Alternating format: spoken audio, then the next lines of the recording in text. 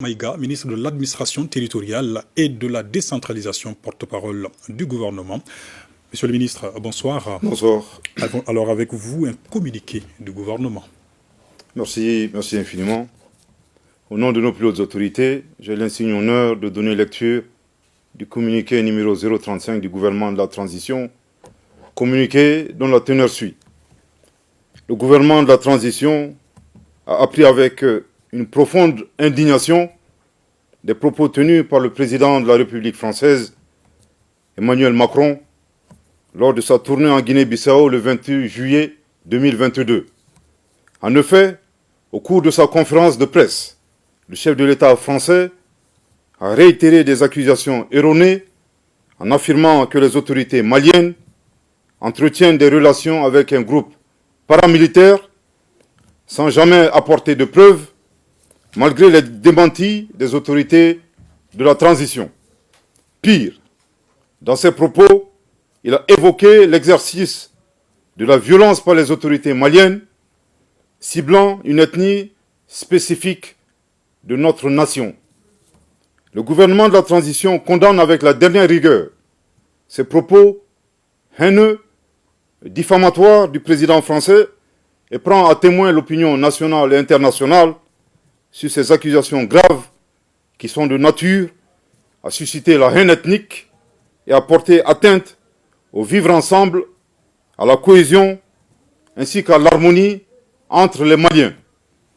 Il est important que le président Macron se remémore constamment le rôle négatif et la responsabilité de la France dans le génocide des Tutsis au Rwanda, un événement qui attriste encore toute l'humanité.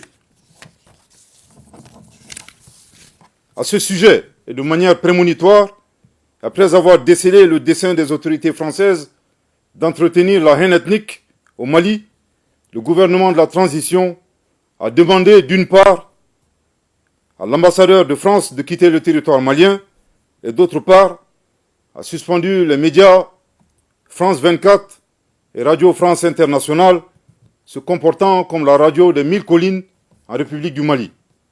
Aussi, ces propos subversifs du président français donnent raison au gouvernement de la transition, qui à juste titre a mis fin à la coopération en matière de défense avec la France pour ses résultats insatisfaisants dans la lutte contre le terrorisme au Mali. En outre, la France, qui a toujours œuvré à la division et à la partition de notre pays, est mal placée pour donner des leçons au Mali. Le gouvernement de la transition exige du président Macron d'abandonner définitivement sa posture néocoloniale, paternaliste et condescendante pour comprendre que nul ne peut aimer le Mali mieux que les Maliens eux-mêmes. Je répète, le gouvernement de la transition exige du président Macron d'abandonner définitivement sa posture néocoloniale, paternaliste et condescendante pour comprendre que nul ne peut aimer le Mali mieux que les Maliens eux-mêmes. Je répète pour une dernière fois, le gouvernement de la transition exige du président Macron d'abandonner définitivement sa posture néocoloniale, paternaliste et condescendante pour comprendre que nul ne peut aimer le Mali mieux que les Maliens eux-mêmes. Le gouvernement de la transition rappelle que le Mali, foyer des grands empires en Afrique de l'Ouest, berceau d'une civilisation multiséculaire et pays de tolérance, repose sur sa diversité ethno-culturelle, la bonne cohésion sociale entre toutes les ethnies et les communautés qui le composent. Force est de reconnaître que ces dernières années, le tissu social a été dégradé à cause des conflits communautaires qui sont instrumentalisés par des groupes terroristes et leurs sponsors étatiques étrangers.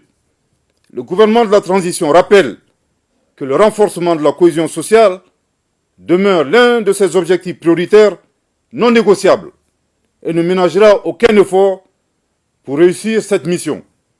Il convient enfin de rappeler avec force que nos vaillantes forces de défense et de sécurité, qui sont multiethniques, professionnelles, républicaines et résolument engagées, demeurent un rempart solide pour la défense de la patrie, la préservation et la protection de l'ensemble de nos concitoyens dans leur diversité ethnique et religieuse. Que Dieu bénisse le Mali et protège les Maliens. Fait à Bamako le 31 juillet 2022. Merci de votre très aimable attention. Merci beaucoup, monsieur le